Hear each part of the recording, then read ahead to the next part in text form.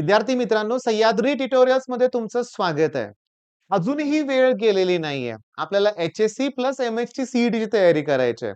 व्हिडिओच्या सुरुवातीला थोडासा वेळ घेऊन मी एक गोष्ट डिक्लेअर करतोय, नीट लक्ष द्या, की या रविवारी गडिंग्लजमध्ये डी-एम प्लाझा, ओके, भगवा चौक गडिंग्लजमध्ये आणि जी-एस पाटील क्लासेस या ठिकाणी मी गाईडन्स सेमिनार घेणार आहे.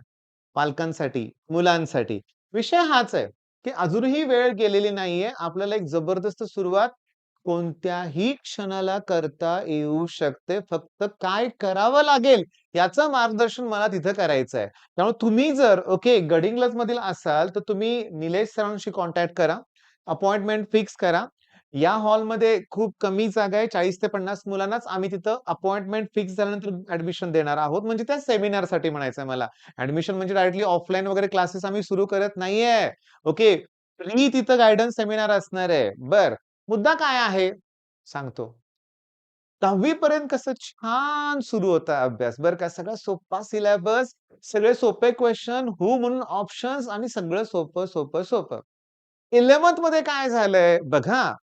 हा व्हिडिओ बनवण्याचं मेन कारण मी तुम्हाला सांगतो. एक तर सेमिनार बद्दल मला सांगायचं होतं. अगदी स्पष्ट सांगतो, की सेमिनार बद्दल मला बोलायचंच होतं.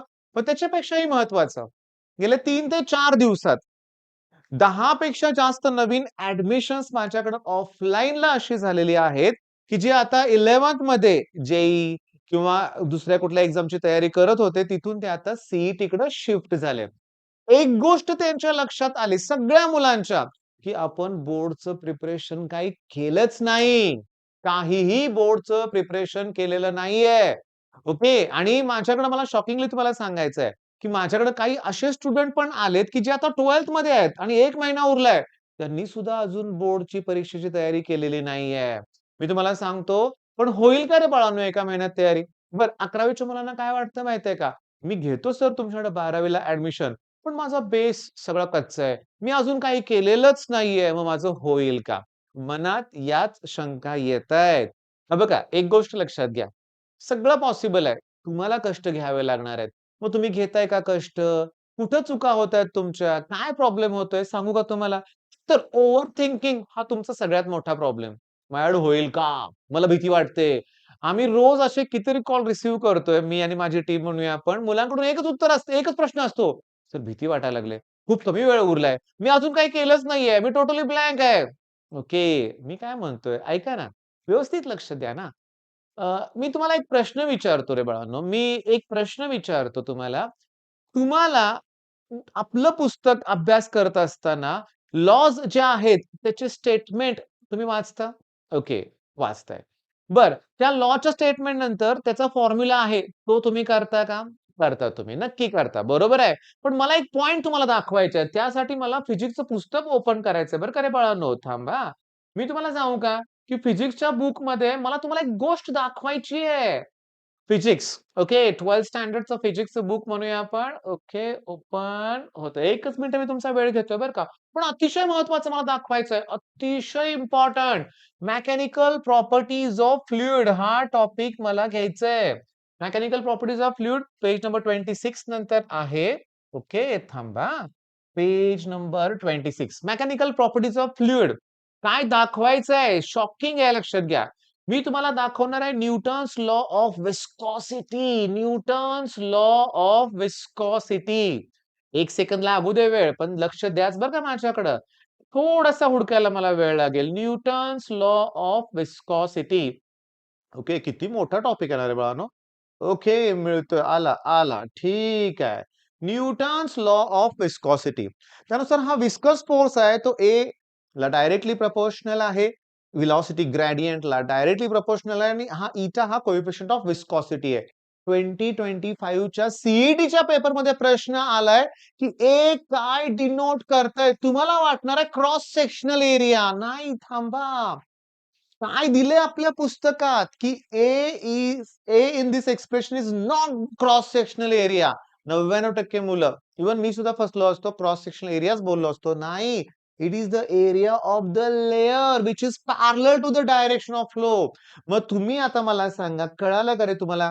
मी तुम्हाला जेव्हा गाईडन्स देणार आहे ऑफलाईन गडिंग्लजमध्ये तुम्ही मला भेटाल किंवा कोल्हापूरमध्ये मला भेटू शकता लक्षात घ्या. मेन पॉइंट काय आहे माहिती आहे का? मला ह्याच गोष्टी तुम्हाला एक्सप्लेन करायच्या आहेत. ओके. की तुम्ही लॉचं स्टेटमेंट करताय. फॉर्म्युला तयार करा. कॉन्स्टंट बघा. प्रत्येकाचं युनिट आलं पाहिजे तुम्हाला. प्रत्येकाच्या गोष्ट म्हणजे प्रत्येक लॉचं न्यूमेरिकल आलं पाहिजे.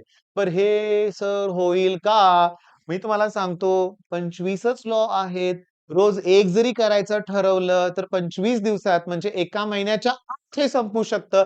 मग माझ्या प्रश्नाचं उत्तर द्या होणार का? होईल का? तर होऊ शकतं हे लक्षात घ्या. बरं आता सगळ्यात इम्पोर्टंट आणखीन आहे काय? की डेफिनिशन्स 10 ते 15 मार्काला डेफिनिशन्स येतात. होईल का? किती आहेत डेफिनिशन? 100 पेक्षा कमी आहेत. रोज 5 डेफिनिशन्स करा. 20 दिवसात संपेल लक्षात घ्या फिजिक्स. मॅथ्स, डेरिव्हेटिव्ह 3च थेरम आहेत. त्यातलं एक येतं परीक्षेत. सांगा 3 थेरमला तुम्हाला किती वेळ लागणार आहे? होणार आहे. म्हणजे अजूनही कॉन्फिडन्स घ्या. पहिला बोर्डची प्रिपरेशन. मग आता मला सांगा, मी प्लीज तुम्हाला नेहमी रिक्वेस्ट करतोय बघा, नेहमी रिक्वेस्ट करतोय. मी मान्य करतो, की तुम्हाला सगळ्यांना गडिंग्लजला यायला जमणार नाहीये. पण तुम्ही विचारा ना मला प्रश्न, कमेंटमध्ये विचारा. बरं थांबा. एक मुलगा ना कॉन्स्टंटली प्रश्न विचारतोय मला, की अपेक्षेचा वापर कसा केला पाहिजे? 21 अपेक्षित बरं का. ॲक्चुअली त्याच्यावर सेपरेट व्हिडिओ बनवण्यासारखा मुद्दा नव्हता बरं का, म्हणून मी नाही बनवला व्हिडिओ. पण आता सांगतो त्या प्रश्नाचं उत्तर. काय विचारतोय मला तो? अपेक्षेचा वापर कसा करायचा? अरे नवनीतचं अपेक्षित जे आपण 10वी ला पण वापरलं होतं. आता 12th पण अवेलेबल झालं असेल नवीन चेक करा. त्यात काय प्लस पॉइंट आहे? सगळ्या डेफिनिशन्स एकत्र दिलेल्या असतात. सगळे डिस्टिंग्विश एकत्र दिलेले असतात. ओके, मग वापर करायचं म्हणजे काय? तुम्ही सगळे डिस्टिंग्विशचे प्रश्न एकत्र दिलेत. तुमच्यासाठी ते बेस्ट आहेत. पण मी तुम्हाला सजेस्ट करेन डेफिनेशन असतील, त्याच्यानंतर तुम्हाला मी सांगतो असे छोटे-छोटे प्रश्न जे असतील ना, लॉचे स्टेटमेंट असतील ना, तुम्ही आपल्या पुस्तकातून करा बरं का. तर तिथं तुम्हाला पी-वाय-क्यू सापडतील. तर मी काय सजेस्ट करेन तुम्हाला, पी-वाय-क्यू शब्द आला की व्हाय लर्न ॲप्लिकेशन. सध्या व्हाय लर्नवर ढिगानं ॲड येतात बरं का. एकदा जरी बॅक घेतलं की एक ॲड येते. एवढं चालेल ना आपल्यासाठी, काय प्रॉब्लेम आहे. पण सगळे प्रश्न तिथे मिळतील आपल्याला. बरं. बरं आता तुमचा प्रश्न असेल गाईडन्स सेमिनारबद्दल, की काय, कसं काय? तर तुम्ही निलेश सरांना आवर्जून कॉल करा. गडिंग्लजला असाल, गडिंग्लजच्या आसपासची मुलं असाल, तर तुम्ही आम्हाला भेटायला याच. या रविवारी म्हणूया आपण. ओके. मग आता आपल्याला करायचंय काय सांगतो. पहिली गोष्ट म्हणजे तुम्ही आमचे हे टेलिग्राम चॅनल, WhatsApp ग्रुप नक्की जॉइन करा. ओके. त्याचबरोबर आपलं ॲप्लिकेशन डाउनलोड करून त्याच्यावरचे फ्री लेक्चर्स बघायला सुरुवात करा. 100 पेक्षा जास्त फ्री व्हिडिओ आहेत. आणि त्याचबरोबर Instagramच्या पेजला फॉलो करायला विसरू नका. आणि त्याचबरोबर महत्वाचं हे आमचे फोन नंबर आहेत. इथं तुम्ही आमच्याशी कॉन्टॅक्ट नक्की करा. ओके. बरं. सगळ्या विषयाबद्दल मी तुम्हाला सांगितलं. कॉम्प्युटर सायन्सचं काय? तर कॉम्प्युटर सायन्स अकॅडमी नावाचं एक YouTube चॅनल आहे. आमची सगळीच मुलं ते वापरतात. लास्ट इयर माझी एक स्टुडंट होती. तिला सी-ई-टीमध्ये सॉरी बोर्डच्या एक्झाममध्ये सी-एसमध्ये 200 पैकी 199 मार्क होते. 199 किंवा माझा अजून एक स्टुडंट होता वरद साने. ओके. त्याला 196 होते.